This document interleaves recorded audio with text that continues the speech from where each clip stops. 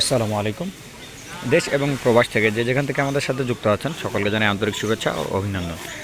দর্শক শ্রোতা, এখন আমরা অবস্থান করতেছি মেসার্স মুজাহিদ বাণিজ্যালয়ে। আজকে রোজ বৃহস্পতিবার।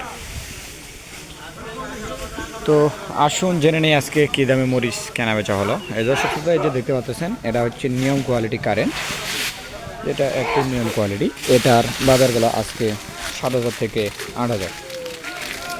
যে মরিচের কালার এবং কোয়ালিটি দেখুন। আর এই যে দেখতে পাচ্ছেন এটা সে প্যাকেটিং হয়েছে,